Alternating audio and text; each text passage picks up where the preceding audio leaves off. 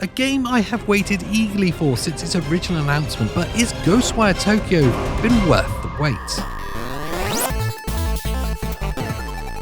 I'm AJ, this is 128KB, and make sure you hit that subscribe button for more gaming news and PS5 previews. Tango Gameworks is no stranger to horror games. The studio created The Evil Within and The Evil Within 2, both of which are very well received, incredibly creepy games full of horrifying monsters and awesome gameplay. This should come as no surprise since the studio was founded by the director of several of the Resident Evil games as well as Dino Crisis. Ghostwire Tokyo is shaping up to be another awesome horror franchise for both Shinji Mikami and Tango Gameworks. The game releases at the end of March, so while we wait patiently to be spookified by all the ghosts and goblins, here are some of the things that we should know about Ghostwire Tokyo. Ghostwire Tokyo is curiously regarded as an action-adventure game by its developers. I can kind of understand it since it doesn't remotely represent the survival horror of The Evil Within or Resident Evil, and it takes place in the first person. But all of the spectres on display in the gameplay footage are clearly designed to inspire fear in the players. Perhaps the first-person perspective is meant to make the game feel more like a first-person shooter rather than a traditional horror game.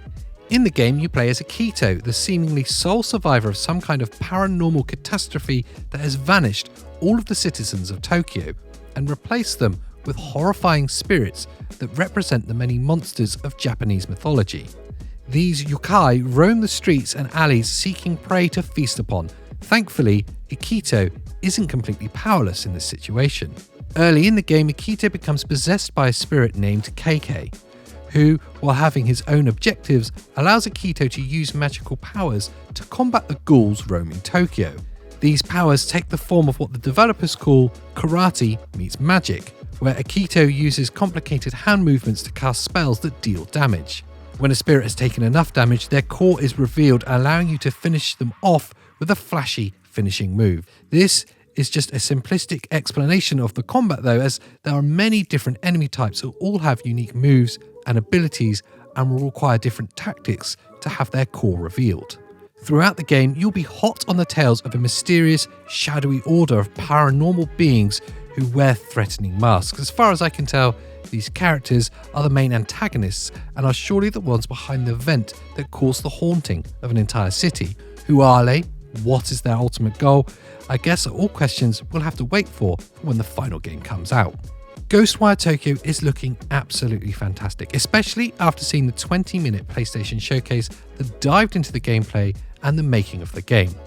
It will hopefully deliver action and scares in equal measure and kickstart a brand new franchise for a relatively brand new studio.